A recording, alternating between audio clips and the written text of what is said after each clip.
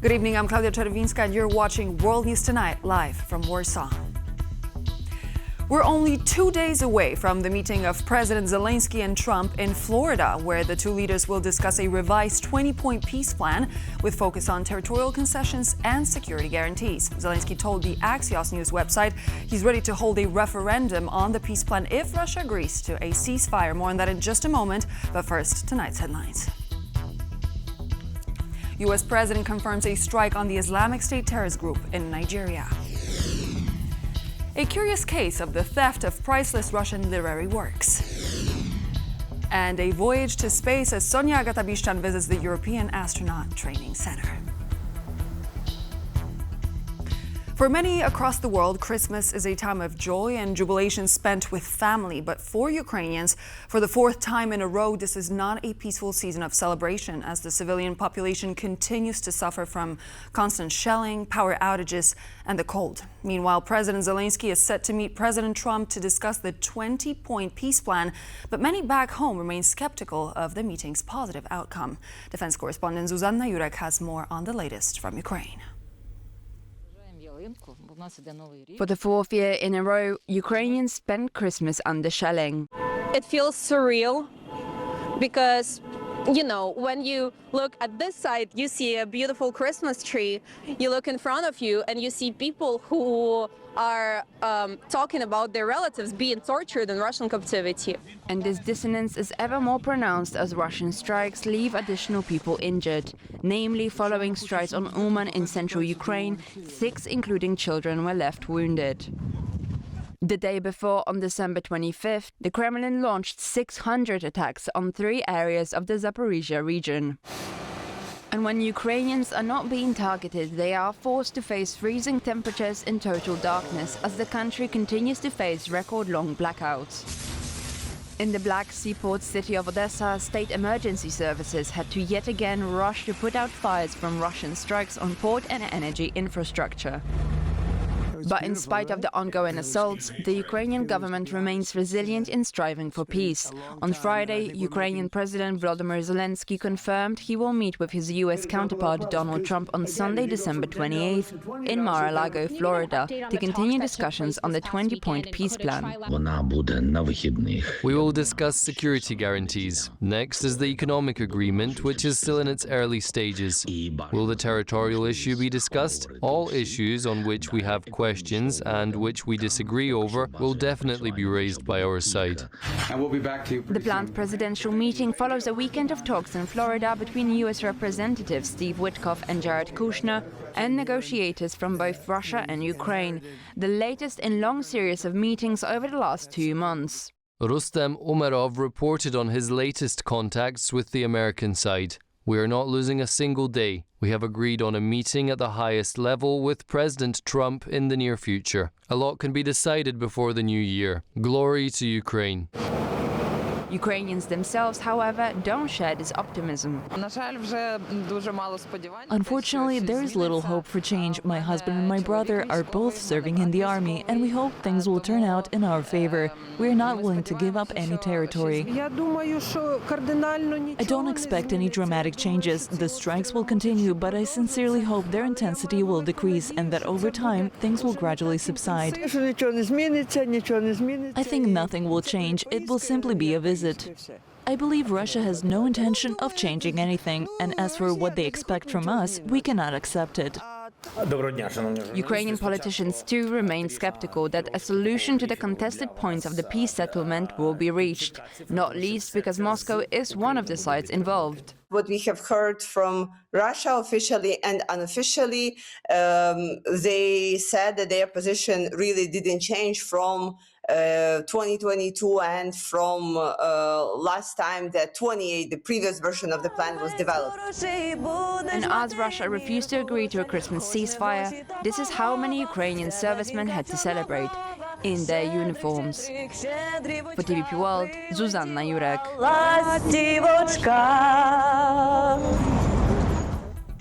According to the latest information provided by the Office of the President of Poland, Karol Nawrocki held a phone call with Donald Trump, during which both leaders discussed the upcoming meeting between Ukrainian and U.S. presidents set to take place at Mar-a-Lago, Florida. And we continue. A major development in addressing the persistent threat of terrorism and violent extremism in Nigeria. U.S. President Donald Trump confirmed a deadly strike against the Islamic State in the northwestern part of the country. Our Africa correspondent Sophia Ba, reporting from Senegal, has the details. It was confirmed by President of the United States, Donald Trump, that the U.S. launched what he described as deadly and powerful strike against Islamic State, known as Group IS, in northern western Nigeria. The U.S. military did execute numerous strikes, as U.S. African Command did confirm later on that Thursday attack was carried out in coordination with Nigeria. Tonight, at my direction as Commander-in-Chief, the United States launched a powerful and deadly strike against ISIS terrorist scum in northwest Nigeria, who have been targeting and viciously killing primarily innocent Christians at levels not seen for many years and even centuries. I have previously warned these terrorists that if they did not stop the slaughtering of Christians, there would be hell to pay. And tonight, there was. The Nigerian Foreign Ministry added in a statement that the country's authority remain engaged in structured security cooperation with international partners, including the United States of America, in addressing the persistent threat of terrorist and violent extremism that is happening in the country. Terrorist violence in any form, whether directed at Christians, Muslims, or other communities, remains an affront of Nigeria's values and to international peace and security. President Trump has previously labeled Nigeria as a country of particular concern, a designation used by the U.S. State Department that provides for sanctions against countries engaged in severe violation of religious freedom. Groups monitoring violence are currently confirming that there is no evidence to suggest that Christians are being killed more than Muslims in Nigeria, which is roughly evenly divided between followers of the two religions. Sophia Ba, Dakar, Senegal, for TVP World. This is the new face of modern warfare, as drones became the #1 weapon in the ongoing war in Ukraine and are used as part of hybrid warfare across Europe. Counter-drone devices must keep up. This is where manufacturers such as Sensofusion come into play, developing new technologies that protect the skies of its customers. More on the latest in defense technology in Kazimierz Wysiak's report. What you are looking at right now is not a scene from The Matrix. No, this is an early drone detection system, a prototype produced here in Sensofusion, one of the leading Finnish manufacturers of anti-drone systems. This is where the world is heading to, all because of the ongoing Russian invasion of Ukraine. Killer drones and anti-drone measures. This is what modern warfare now looks like. But simply shooting them down is not that easy. That's why tech companies like Sensofusion are now in an arms race to protect their clients, including Ukraine. The first stage is detecting the threat. We do all of the different methods of detection and interception. So we detect where the drone is flying and enable to take it down. This is a prototype of an early detection 360-degree camera. It monitors changes in light and is capable of spotting a drone from a single pixel on the screen. First-person view or FPV drones can then be jammed by special devices, but jamming is not the only way to take them down. Counter-drone technology is not a single technology. It's a combination of multiple very different technologies that are used for a single purpose. So we're trying to make sure that we have ongoing research on all of the different fields that we feel that are usable against drone targets. One such measure are drones targeting other drones, but the latest threat on the front lines are drones connected with operators with fiber optic cables, thin strands similar to fishing lines, which make it impossible to jam. They're the reason behind scenes like this, entire fields near the front lines covered in webs of cables. Distance and capacity of the weapons, it's around 1.5, 20 maximum kilometers. It's the way that the fiber optic drone are able to be very useful for the pilot. But since these cables are so thin, they can also easily tear and break. And because the connection between the operator and the drone is the biggest issue, the next step is autonomous drones steered by artificial intelligence. Russian Federation used full autonomous jet drones, but the problem is that's without any successful. But they do it. The algorithm is still growing. So that's why we just 100% sure that we are going for the robot systems on the battlefield. These advances mean drone defense is now one of the most important branches of security across the globe. And while drones can sometimes be defeated by a simple net, the brand new iterations are driving new technologies meant to protect us against them. For TVP World, I'm Kazimierz Łysiak. Learn how to detect. And now it's time for a curious story of a series of peculiar heists, a story of how the rise in Russian nationalism under President Vladimir Putin apparently fueled a multi-million-euro robbery spree across Europe. Multiple renowned institutions were targeted by a Georgian gang that stole rare first edition works in what's been dubbed the Pushkin heist. John Todd brings us more on these intricate thefts. The University of Warsaw Library, a renowned seat of learning and the scene of an audacious cultural crime that spanned Europe. 2.5 million euros worth of rare first edition works of Russian authors, including Pushkin, Krylov, Gogol and Lermontov, were stolen for auction in Moscow. In what's been dubbed the Pushkin heist, a gang of Georgian criminals systematically raided institutions from France to Finland, netting 170 irreplaceable works.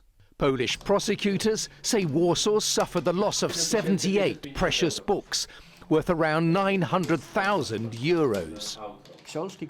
These are books that belonged to us, even though they are, of course, Russian writers.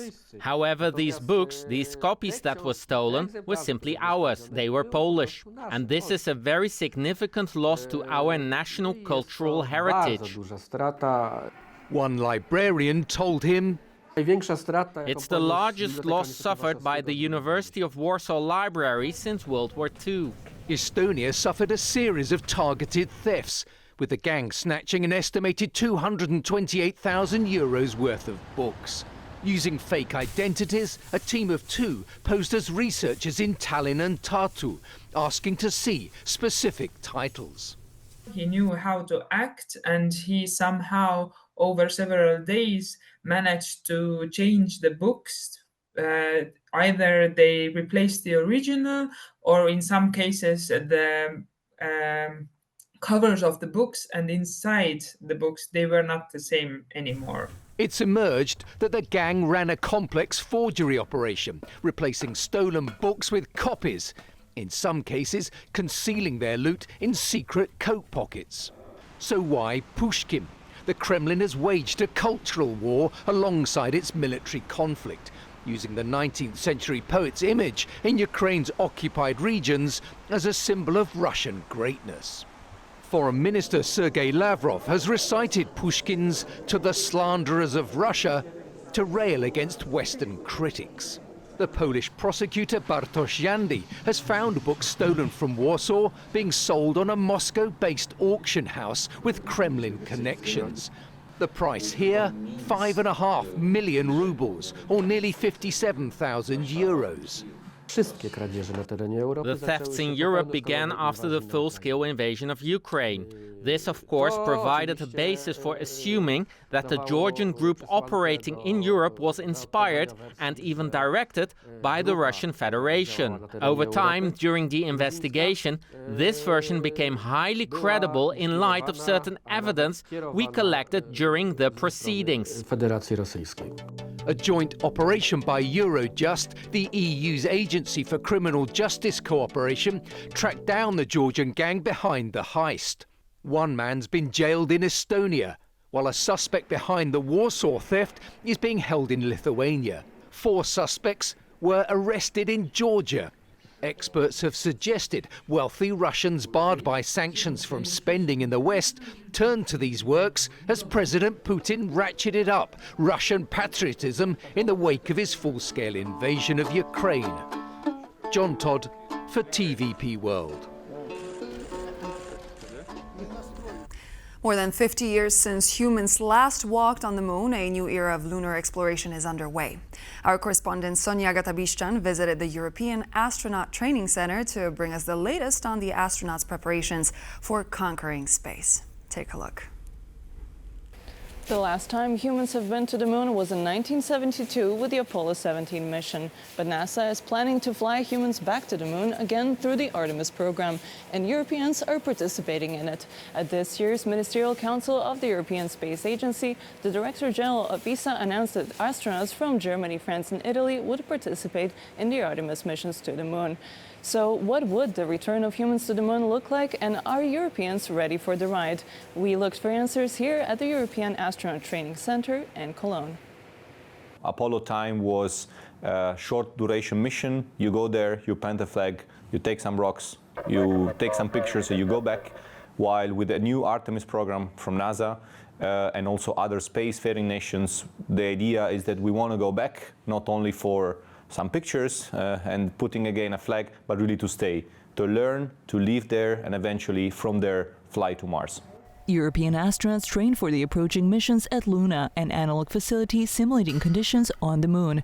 As part of the training, astronauts also get to wear analog spacesuits to best prepare for their lunar assignments. So meaning, how do I do a sample? So how do I knee down? How do I pick a rock? And how, for example, a robotic system will help me? So this kind of new collaboration and between human and robots and this new paradigm of exploration will need to be addressed, and Luna is the perfect place to do this. With the existing training, European astronauts appear rather confident that they are well prepared for the missions to the moon. That's one small step for man. Of course, we are ready.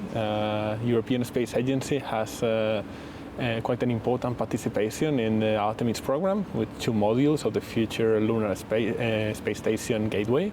And because of that, we now have 3 seats, but this is just the beginning. We are going back, and I'm sure that in the future we'll have even more missions.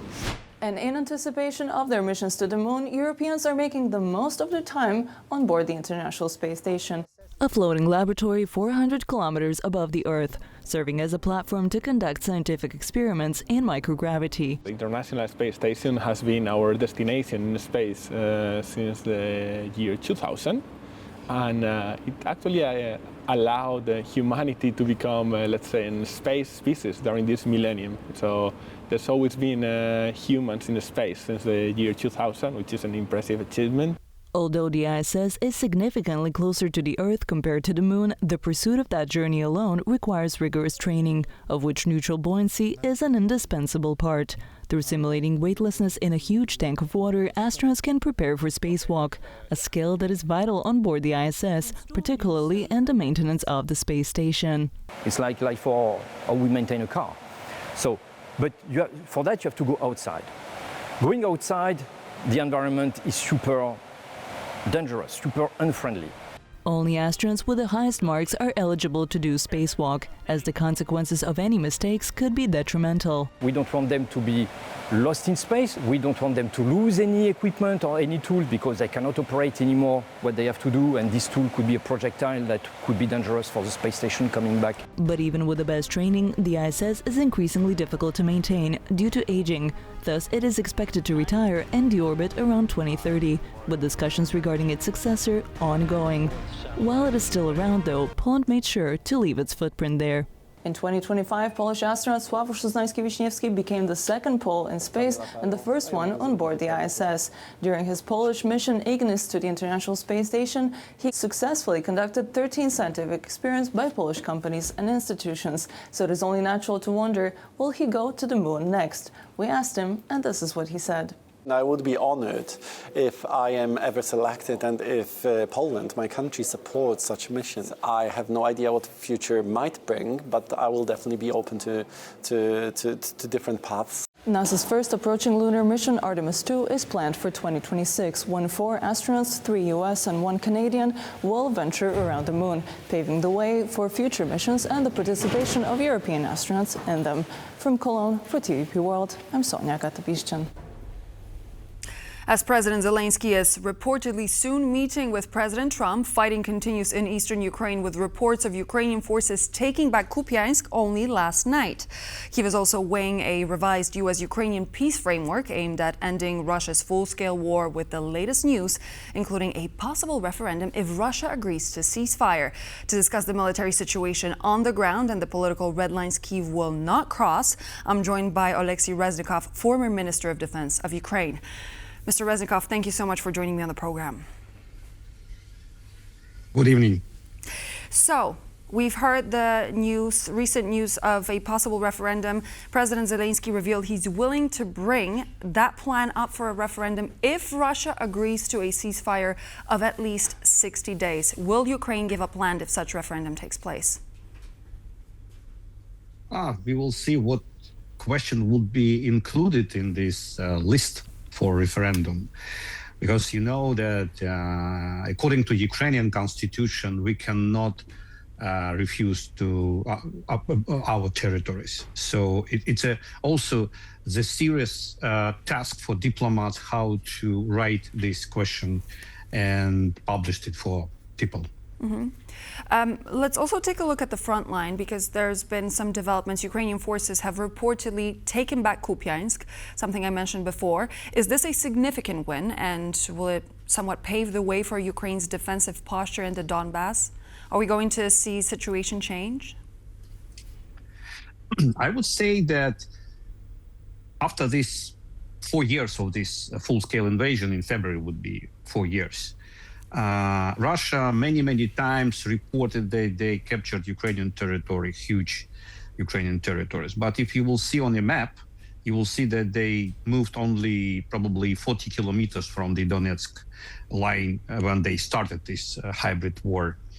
And all small villages, all small cities are real forepost of Ukrainian armed forces, strong forces, and all point of battle, we're trying to reduce their capacity to move forward and trying to grab our territory and go to the other cities. So that means that if Ukrainians still staying there, I mean Ukrainians armed forces, it means that Russia has not capacity to occupy Ukraine at all. That Russia is a really tiger piper, because this is not the question of numbers of the manpower. It's a question of technology, creativeness, and brave Ukrainians on the battlefield. So how would you read into this demand that we've heard from Russia, demanding that Ukraine actually gives up control over the parts of Donbass? How realistic is such a scenario, especially considering that there's been a revision of a plan, and we're going to see a meeting on the 28th of December between President Zelenskyy and Trump to talk about it? Frankly speaking, I heard it first time, it was 28th of February 2022. It was the first meeting on the Belarus territory on the Pripyat River. I was a member of the Ukrainian delegation. Just 4 days after full-scale invasion, we met with the Russian delegation, and they suggested us the soft style of capitulation act. The same demands was there. Territories, reducing of our armed forces, no NATO moving, Russian language, etc., etc., etc. So nothing new one. So for me, it's absolutely old story. So as we're looking at those 20 points that President Zelenskyy is meant to present to President Trump, do you think that this signifies a somewhat meaningful improvement when it comes to the discussion about around the peace plan? Yes, I hope so, because this is a negotiation process. It's not the first stage, it's not the last stage of the negotiation. And you remember we saw the first very hard and tough meeting in the Oval Office in February this year. But we see the progress. And I really hope that the United States, White House, and President Trump really want to finish this war.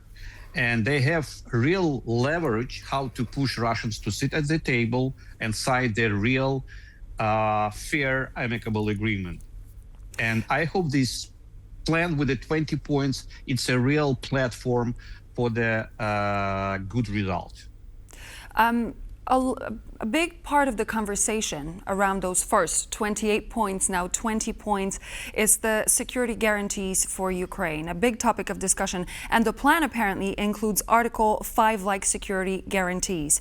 Based on your experience as a defense minister, what makes a guarantee of such sort credible enough for Russia to be deterred and Ukraine to feel safe? I think that if you will have the direct bilateral agreement with the United States, like Japan has, Israel or Taiwan, it would be absolutely doable conditions. Then Ukraine will believe that we have a serious security guarantees. It would be not the Budapest Memorandum, which Ukraine signed in 1994, refusing to have a third nuclear arsenal in the world.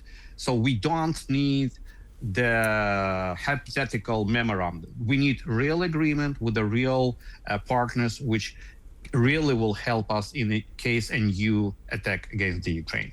Mm-hmm.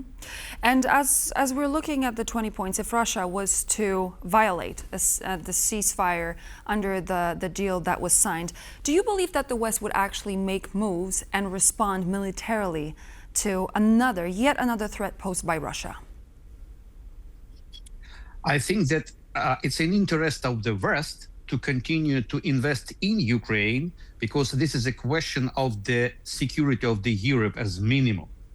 Because Ukraine is a real eastern flank of Europe, and we are really paying by our blood, and I hope that Europeans will not pay by their blood.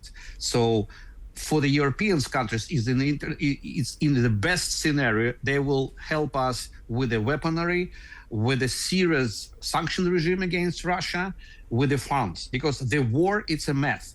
It's a questions of the numerous things, not only manpower. We have a very serious experience how to fight with the Russians, how to beat them, how to defeat them, but we need resources. We need cutting-edge technology, we need finance, and we need other types of support. And we will win this war together. From when we look at the plan from a different perspective, point 18 calls for presidential election soon after a deal is signed. In your view, does holding elections so quickly right after signing a deal and having a war ongoing for 4 years will strengthen Ukrainian democracy or perhaps expose the country to Russian interference from the outside? Honestly, as you know, I'm a lawyer. So looking to the legislation, if we will have a ceasefire regime, so it means that our parliament will not provide prolongation of the martial law.